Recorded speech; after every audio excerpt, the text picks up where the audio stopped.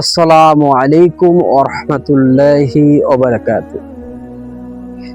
সম্মানিত শ্রোতা মণ্ডলী, আপনারা কেমন আছেন?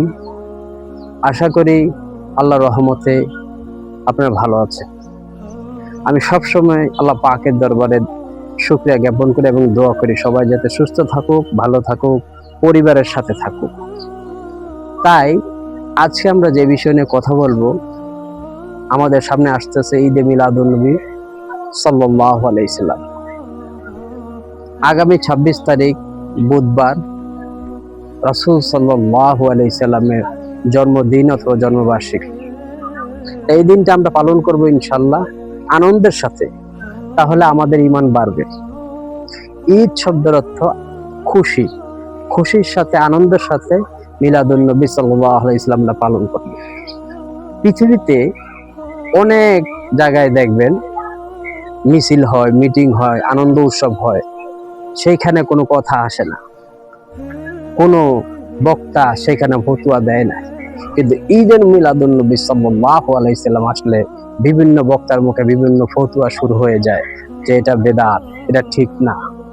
কিন্তু ঈদে মিলাদুন নবী সাল্লাল্লাহু আলাইহি সাল্লাম হচ্ছে ঈমানের একটা অঙ্গ। ঈমান যার নাই সে বেঈমান। ঈমান যার নাই তার নামাজ রোজা ইবাদত বন্দেগী কোনো কাজে আসবে না। তাই ঈমানদার হতে গেলে ঈমানের ভাগ হচ্ছে দুইটা, একটা হচ্ছে তাওহীদ, একটা হচ্ছে রিসালাত। আর তাওহীদ রিসালাত ঠিক রেখে আমরা যদি আমল করি তাহলে আল্লাহ পাক আমাদের এতে বরকত দেবেন। আর যার তাওহীদ রিসালাত ঠিক নেই সে বেঈমান, তার কোনো ইবাদত হবে না। সে ইবাদত করবে এটা লোক দেখানো, মানুষকে দেখাচ্ছে যে আমি ইবাদত করতেছি, কিন্তু তার ইবাদত হচ্ছে না। তাই রাসূল সাল্লাল্লাহু আলাইহি সাল্লামের জন্মবার্ষিকী জন্মদিনে আমরা খুশি উদযাপন করি, আনন্দ মিছিল করি, এটা সওয়াবের কাজ মনে করি আমরা।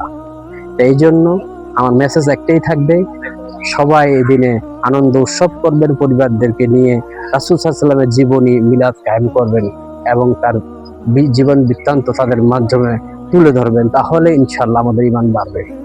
আসসালামু আলাইকুম ওয়া রাহমাতুল্লাহ।